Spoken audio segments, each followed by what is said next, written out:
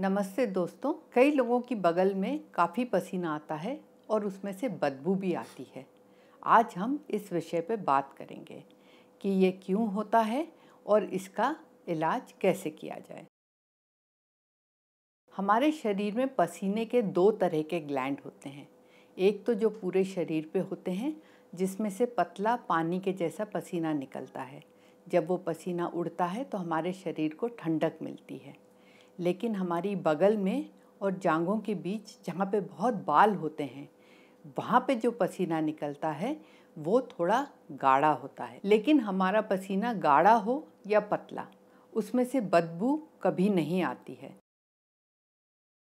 कई लोग होते हैं जो अपने बगल की साफ़ सफाई नहीं रखते हैं और वहाँ पे फंगस और बैक्टीरियल इन्फेक्शन होने लगते हैं। एक बार जब ये इन्फेक्शन होने लगते हैं तो बगल में जो पसीना निकलता है उसमें से बदबू आने लगती है। कई बार लोग एक दूसरे के कपड़े पहन लेते हैं या तौलिए इस्तेमाल करते हैं, उससे भी फंगल और बैक्टीरियल इन्फेक्शन हमारे बगल में हो जाते हैं। आप में से कई लोग ब्यूटी पार्लर जाते होंगे। वहाँ पे यदि गंदगी हुई या एक ही वैक्स की बोतल में से कई लोगों को निकाल के वैक्स लगाया गया तो वहाँ से भी आपको इन्फेक्शन लग सकता है। कई लोगों की आदत रहती है कि वो अपने बगल में शेविंग करते हैं। यदि आपका शेवर इन्फेक्टेड है या उसमें किसी तरह की कोई गंदगी है तो उससे भी आपको इन्फेक्शन हो सकता है।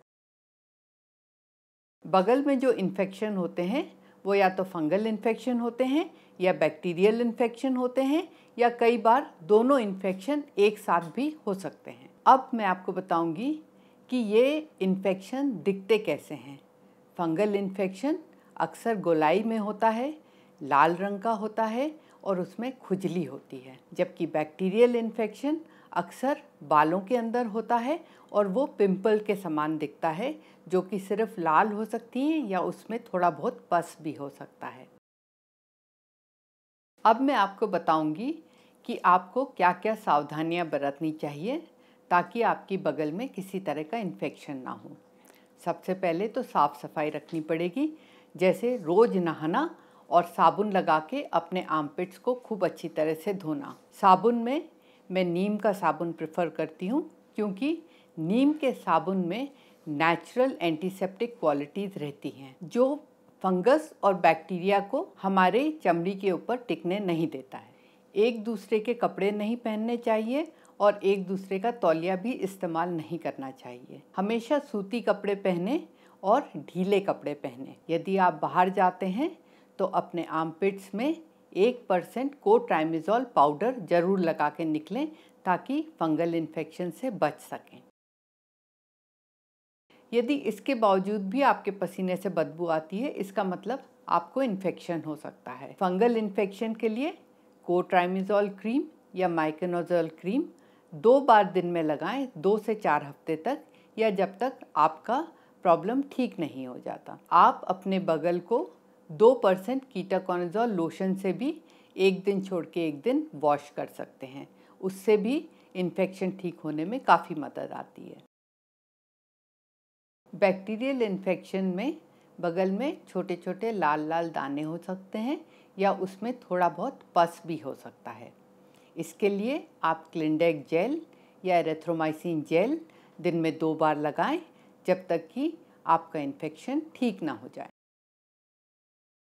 यदि ये सब करने के बावजूद भी आपके बगल में से अभी भी बदबू आ रही है, इसका मतलब आपको ज़रूर कुछ न कुछ खाने की दवाई लेनी पड़ेगी।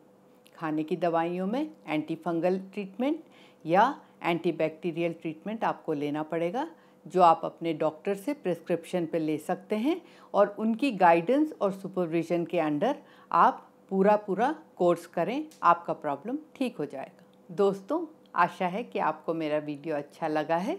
यदि आपको कोई भी सवाल है तो आप उसे ज़रूर कमेंट बॉक्स में डालें, और आगे भी आपके कोई सवाल स्किन के बारे में, बालों के बारे में या नाखूनों के बारे में हो, उसको भी आप ज़रूर कमेंट बॉक्स में डालें। मैं ज़रूर कोशिश करूँगी उनको कवर करने के लिए।